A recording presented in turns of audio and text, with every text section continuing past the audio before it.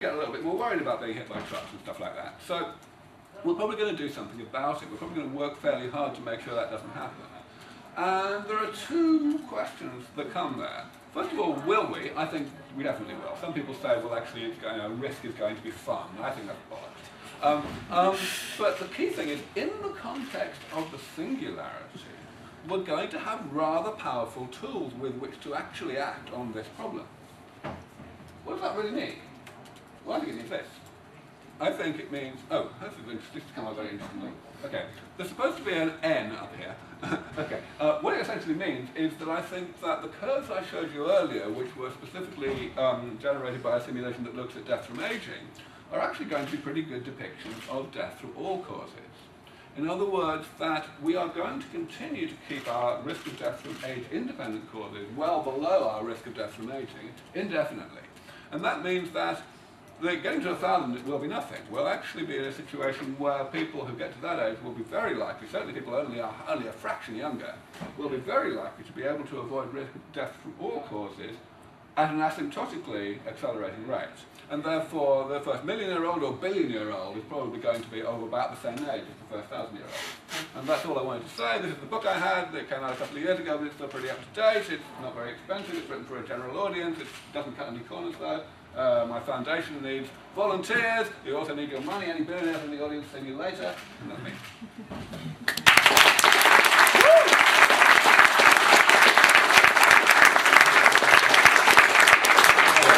Any questions? Yeah, questions? Yeah, sure.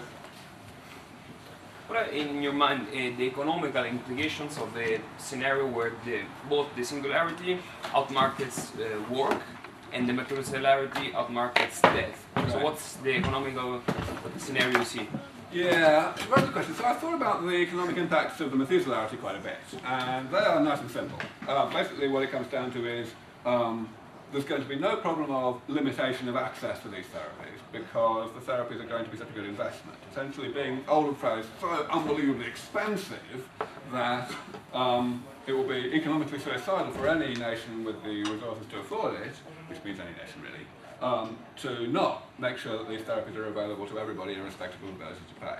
In other words, you can't look at current high-tech medicine as a precedent. The correct precedent is basic education, which is a good investment, okay, because the economic arithmetic works, and so even in really tax-averse countries like the USA, it's made free for everybody. Okay, that's the correct precedent. And you may smile, but I thought about this a lot. Yeah, I mean, obviously basic education I mean basic, but still, things that are good investments for the country tend to happen, especially if they get voted for. Right? So that's good. That's a good start. Now, if we combine that with your question was the impact of the singularity, then I really don't know. I haven't thought enough about the economic impact of the singularity, and in fact, I sort of go with the view that there's no point in thinking about the post-singularity world because we just don't know what it's going to be like. Okay. Next question. You mentioned that adding antioxidants just causes the free radical mechanisms to just down-regulate and drown out the extra antioxidants. That's more or less the consensus, yes, that essentially the body has, evolution has made the best of a bad job with regard to the presence of free radicals and uses them for various purposes, for things like signaling in particular. Anyway, so question? Does that mean that taking antioxidants is no good? Well, certainly there has been a plethora, a very large number of attempts by gerontologists throughout the last 50 years to get lifespan extension results from antioxidant supplementation or genetic upregulation of antioxidant enzymes and so on, and the results have been really pathetic. There have been very occasional positive reports of success, and those results have been pretty much unreproducible. There are some reasons to believe that we might be getting close to slightly better results, in particular by very careful compartmentation of the antioxidant potential. So there's a bunch of work going on by a few groups on trying to design antioxidants so that when you take them, they are targeted specifically to the mitochondria and not elsewhere. And that sort of makes sense in the context of a bunch of things we know about the ability of antioxidants to become pro-oxidants and so on. But still, it's very early days, and I'm not optimistic. Dean? Is there anything special about the brain or memory that means that damage is likely to be more difficult to repair than other cells and other organs? Yeah, so the question is the brain a special case?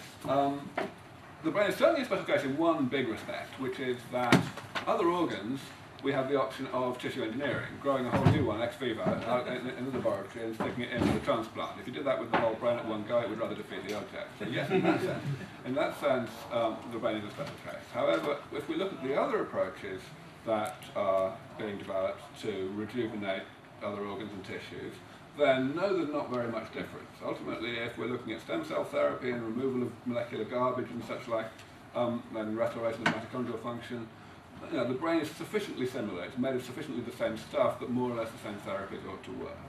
Now, memory, you mentioned, is a rather interesting case because there's an awful lot that we don't know about the nature of memory, let alone the nature of how memory would be in a much older organism. And so I think what we have to do here is, on the one hand, look at what we do know, and I'm pretty optimistic. Essentially, we're at the point now where we understand that we're forgetting things more or less as fast as we're learning new things, even in middle age, and that's sort of okay. You know, memory is stored in this very distributed manner, if you like, a holographic manner, such that the death of one neuron or the loss of one synaptic connection doesn't actually do much. And the fact that recalling a memory reinforces it is a very important feature here. It means that we tend to forget only the things that we're not sufficiently interested in or not sufficiently relevant to our current lives, that we bother recalling them. That's why I don't care that I can't remember half the names of the people I was at school with. Yeah.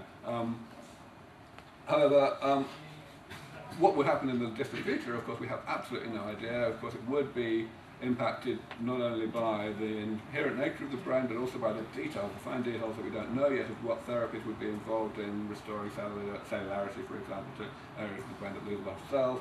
We also don't know much about how, well, we don't know hardly anything about how our memory and our need for memory and our way of using it would be impacted by other completely independent technological advances, such as the singularity.